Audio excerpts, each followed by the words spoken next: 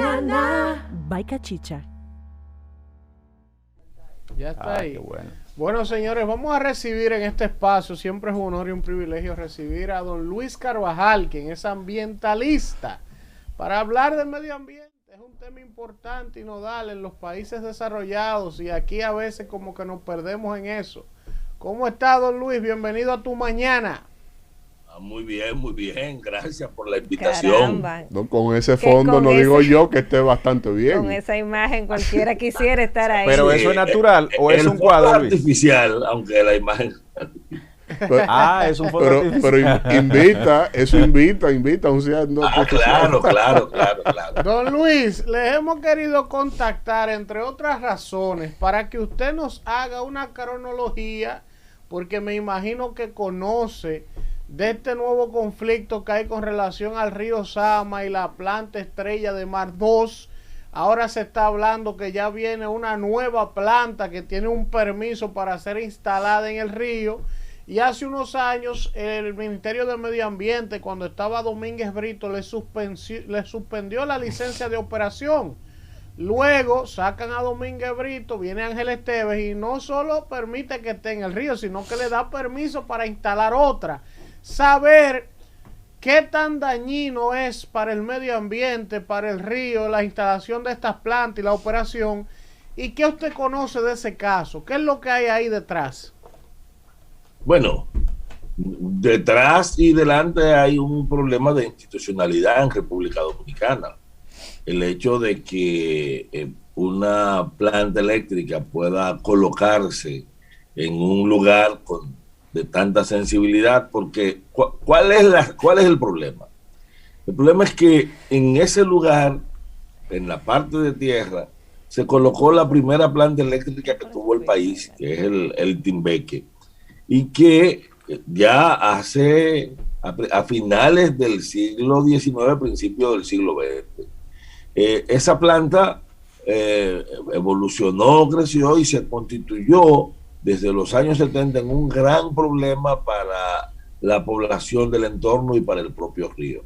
Cuando en el 89 se establece la planta, la Estrella del Norte, se establece la primera ahí, en el país no disponíamos ni de una ley ambiental, que surge en el año 2000, la ley 6400, ni la institucionalidad que rige el medio ambiente estaba tan claramente definida. Pero hay otra situación, es que esa planta se estableció en medio de una crisis energética gravísima y nació con un pecado original, que fue una especie de costo sombra, similar al peaje sombra, en el que se le pagaba simplemente por estar, y a los dominicanos siempre nos salió más barato pagarle sin que le encendieran que cuando la encendían. Pero sigue siendo un asunto ignominioso. El lugar mal elegido todavía pudiera explicarse la razón en el año 89. A raíz del surgimiento de la ley 6400 y de los nuevos criterios de ordenamiento territorial, resulta un contrasentido total, absoluto, pero además resulta ilegal colocarla en este sitio, y las razones son 4. La primera es porque el sistema de enfriamiento de esa planta es el río, y lo es en la parte en que el río es ría, o sea, el río Sama es en su primeros 22 kilómetros antes de su desembocadura una ría, es decir, tiene una intrusión marina, el agua marina viene por debajo y hay dos gradientes, tanto un gradiente de salinidad como un gradiente de temperatura. El calentamiento de las aguas del río implica una disminución de su disponibilidad de oxígeno en un río que ya tiene un altísimo nivel de contaminación. Que es bueno señalar que esa contaminación no tiene que ver solo con la planta es un componente más, ni siquiera es el fundamental, pero es un componente más de mucho impacto, y sería imposible, y ahí viene la segunda razón, cualquier política de descontaminación, de manejo, de recuperación del río, manteniendo las plantas allí. Hay una tercera razón, y es un problema simple de ordenamiento. en el lugar en el que se coloca la planta está muy por debajo de las edificaciones donde vive la gente y donde se desarrollan las actividades sociales y económicas. En su parte, ya en la zona próxima a su desembocadura, desde el puente Duarte en adelante, el río Sama viene encajonándose y las viviendas están a los lados, a ambos lados, y mucho más altas. No hay forma de elevar una chimenea de esa planta que quede por encima de las edificaciones. Por lo tanto, todo lo que salga por su chimenea terminará entrando en contacto con edificios y con la gente. Y es un factor grave de contaminación, además de la contaminación que generan los ruidos y vibraciones, que en favor de la planta tenemos que decir que ha mejorado significativamente con relación a los años 90 y a principios del año 2000. Yo recuerdo que por la queja de diversas instancias hicimos una serie de evaluaciones, fundamentalmente medición de ruidos y vibraciones y de las emisiones gaseosas, que evidenciaron la gravedad de la contaminación que la planta genera. Que esté en ese sitio ya era un contrasentido, pero es mucho peor el que se permita su expansión. O sea, traer una nueva planta como respuesta a una ciudadanía que ha estado reclamando que se removiera de ese sitio es casi una burla. Y lo es cuando el propio Estado dominicano toma la decisión de su traslado. En 2017, 2018, Domínguez Brito le da un plazo de 6 meses y utiliza como argumento las mismas 4 razones que yo acabo de escribir, que no ha variado ninguna. La única modificación puede ser el cambio de la matriz de generación a una línea mucho menos contaminante, porque está claro que el gas natural es mucho menos contaminante que el fuel oil. Aunque, ojo, no se trata de una planta totalmente a gas, es una planta que combina gas natural y fuel oil, y sigue siendo el principal combustible el fuel oil, de acuerdo a la categorización que hizo el propio Ministerio de Industria y Comercio cuando hizo la evaluación técnica de la planta el año pasado.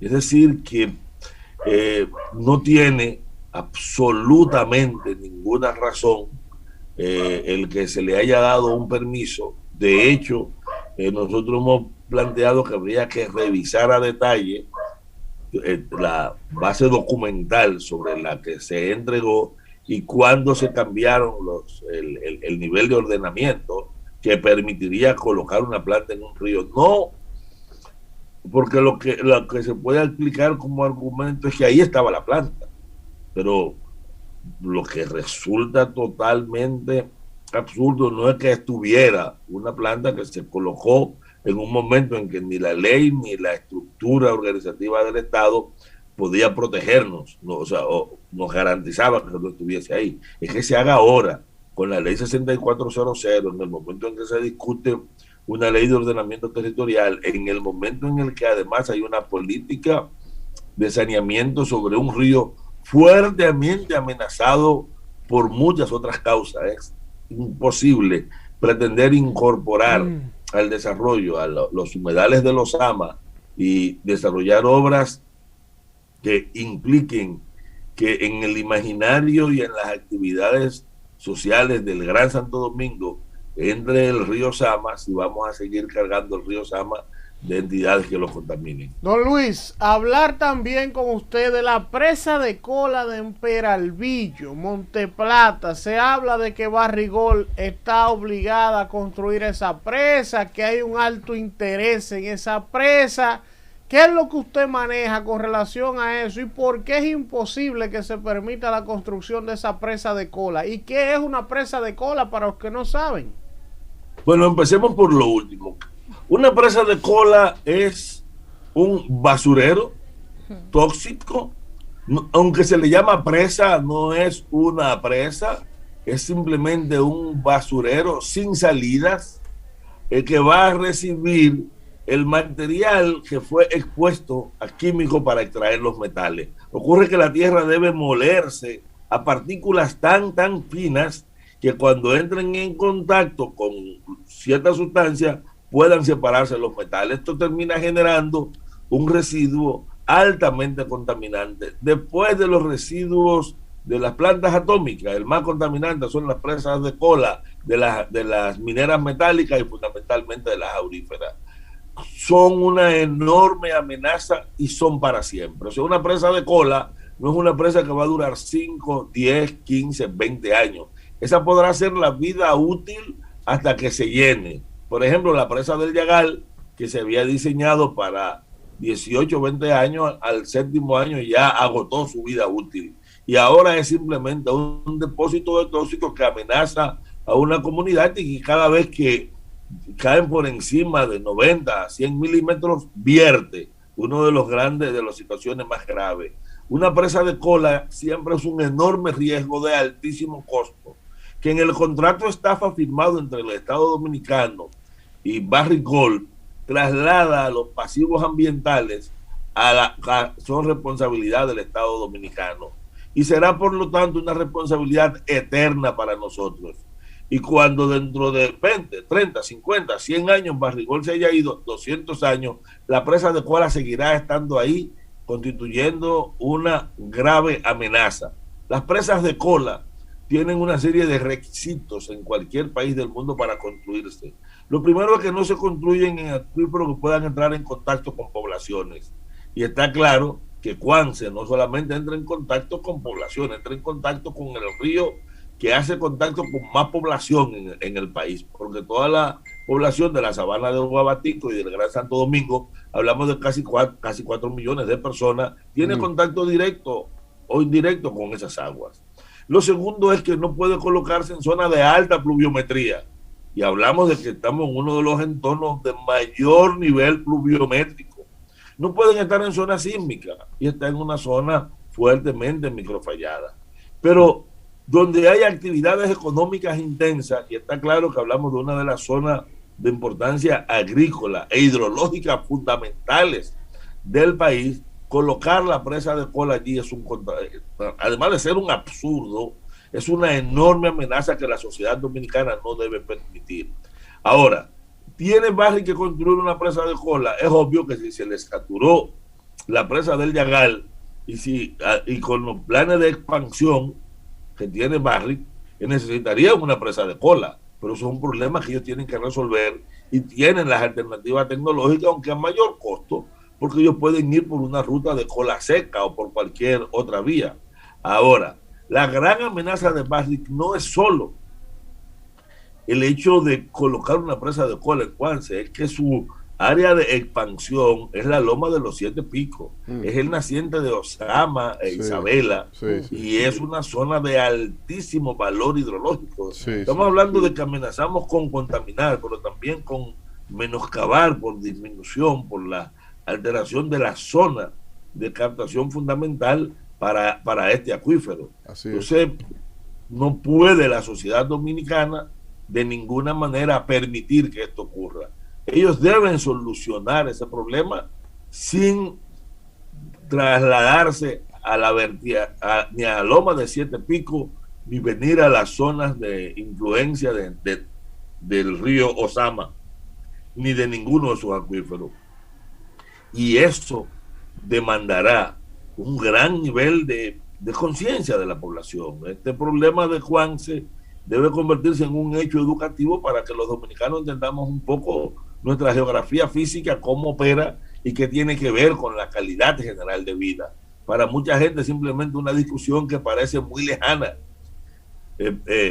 pero cualquiera que esté en cualquier barrio del Gran Santo Domingo o en cualquiera de las poblaciones de la sabana de Guabatico estarían afectados por la instalación de esta presa de cola y por la expansión de Barrick Gold hacia la zona de los 7 Picos. Así es que de manera definitiva no debe permitir la sociedad, y ahora mismo es una responsabilidad del Ministerio de Medio Ambiente jugar el papel que le asigna en la ley 6400 de ser garante de la integridad y de la calidad de nuestras aguas, de la integridad y de la calidad de nuestro ambiente y del estado de salud general de todos los dominicanos.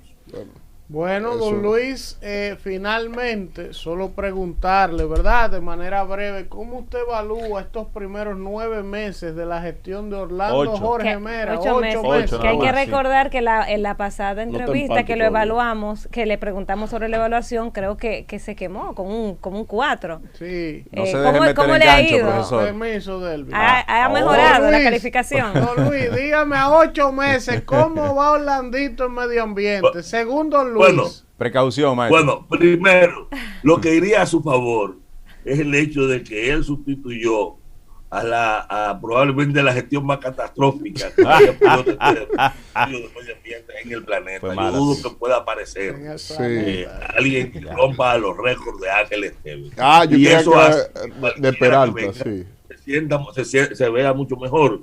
Han habido señales ambiguas, en algunos casos se ha actuado, en otros todavía las señales no están claras, todavía seguimos, y voy a repetir lo que dije la primera vez que hablé con ustedes, todavía seguimos con los brazos abiertos, dispuestos a aplaudir las buenas obras que se han estado anunciando en la medida se vayan concretando.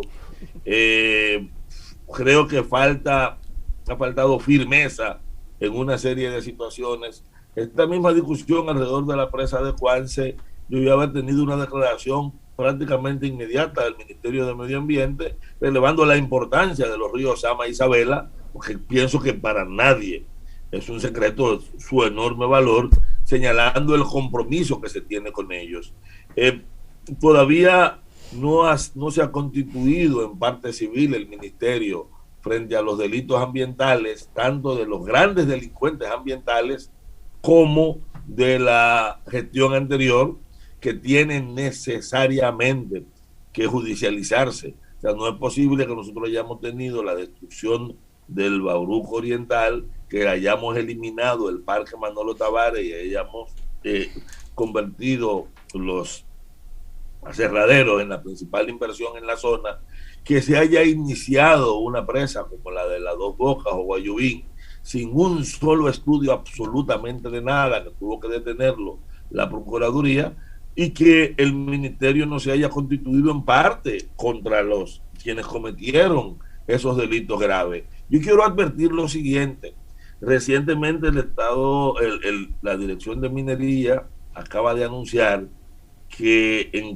a continuación de las concesiones que tiene Unigol Dominicana en la frontera, en el nacimiento de los ríos Joca y Neita, Barrigol había solicitado 2 concesiones de exploración que prácticamente terminan estrangulando absolutamente todas las fuentes acuíferas que van hacia nuestra región noroeste o que van hacia Haití.